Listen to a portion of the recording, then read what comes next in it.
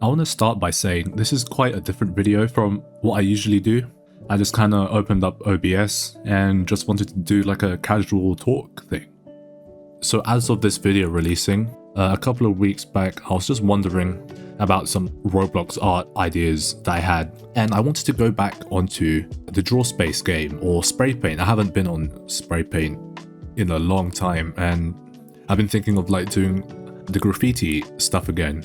Like, if you're unfamiliar with that, basically if you go through my channel, I used to make graffiti style videos in Roblox spray paint. It was a lot of fun, you know, learning how to do graffiti stuff and using Roblox games as like a sketchbook in a way to learn and practice so I could get better at it with, you know, Roblox being the gimmick.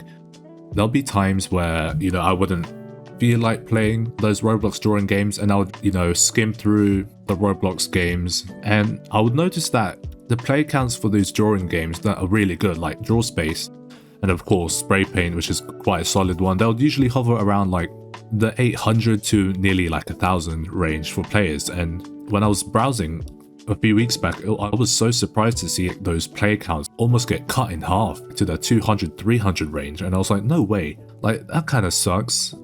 I guess I know that players, you know, Roblox players would have their attention to some other games, but for such a steep drop, I was like, why is this, like, there's just no way.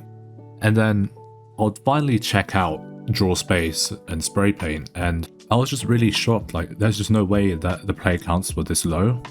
I honestly thought that there was a controversy around these games, and that's what led to such a sharp drop off in player count. And in my head I was like, no, there must not be another controversy with these like game devs. Please, not Spray Paint and Draw Space, please. That's what I was thinking. But obviously it's clear that that wasn't the case at all. So I wanted to click play, but then I noticed the play button was now like an unlock button. And that's really where my heart kind of sank, like, oh no, they're really forcing this ID stuff now. I thought it was just the chat, like age verification, but now fully locking out games for certain players is crazy. And of course, don't get me wrong, like the chat locking stuff is also it just sucks. That was a change where I was like, okay, that sucked, like you're on thin ice kind of thing. Because I understand that people probably play Roblox with their friends and communicate through Discord chat or something, or Discord voice chat, or like just any other means of communicating online. But yeah, that still sucks, obviously. And it had that unlock thing where, of course, you had to put your ID or a scan of your whole damn face to get access to chat and stuff. But now it's on the games themselves now, which I guess I do understand by looking around, seeing what games are restricted to this lock thing. And I thought it would just be specific to voice chat games themselves, but I guess I understand like why they would lock them behind age verification. I understand that people can draw weird stuff in these games, but it just makes me sad seeing these like really fun drawing games, their player accounts just absolutely demolished by this update. And in my head I'm just thinking like, there must be another way.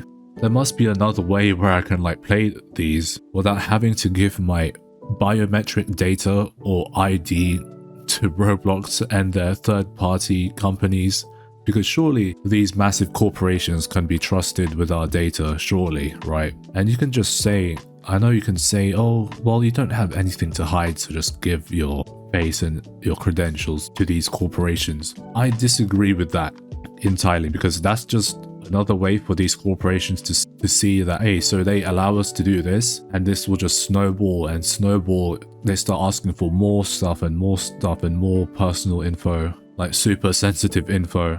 So yeah, I just feel like these restrictions could have been done in some other way. Like, I just want to draw on Roblox. These Roblox drawing games are so fun, and I don't know if it's worth me giving my face ID to third-party companies for me to go and play them. I just don't think that's worth it. And I just feel like it's such an easy way for these corporate people to like gaslight you, because they could just say to you, oh, why not give your personal information? Why not give your ID? Are you hiding something? Like, you know, they could easily just do something like that. It's like, no, I just don't want third-party people having access to my face just to play a Roblox game. There must be another way to go about this. Like, I thought it would be safe if I would just go in the private server, you know, because you're not in a public lobby, it's your own thing, but even private servers for the Roblox drawing games are just like you can't access any of it. And do I think that Roblox will roll this back anytime soon? I doubt it. But maybe, just maybe, these whole internet ID verification things may possibly be rolled back in the future, but that's, I don't know, that's thinking very hopefully. And it's really scary to think of how quickly all of this internet ID verification stuff has like rolled out over the past like year or so.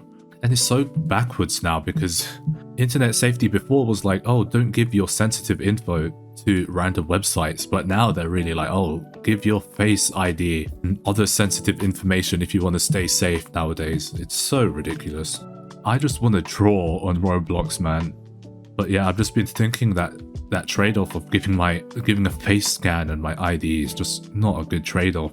And I have been thinking of like pivoting maybe to other type of art videos, which will be okay, but they are just genuinely fun games and I like making videos on them. But yeah, that trade-off, you know, I don't know. I'll just have to give it a really big think. Having to think of pivoting my Roblox art channel into just general art channel is kind of scary to think about because I feel like the transition might be a bit too jarring, but I guess it's something I have to think about now. Like, do I just completely drop the Roblox aspect and just go into art? I mean, it's very scary things to think about at this moment. I know it might not seem scary to someone else or like intimidating of a decision, but yeah, it's just crazy that I might have to actually do that and like stop the Roblox aspect of my Roblox art channel. But yeah, it's just stuff I have to think about and I'll figure it out. I'm sure I will. I'll just have to give it some time. So yeah, this video was mildly all over the place. It's a very different tone of video, especially. I guess you can also take this video as like a 2-in-1 where I kind of reveal the process of how my thumbnails are drawn up.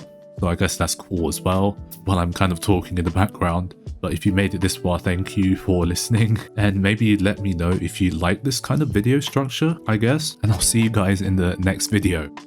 Bye. Goodbye.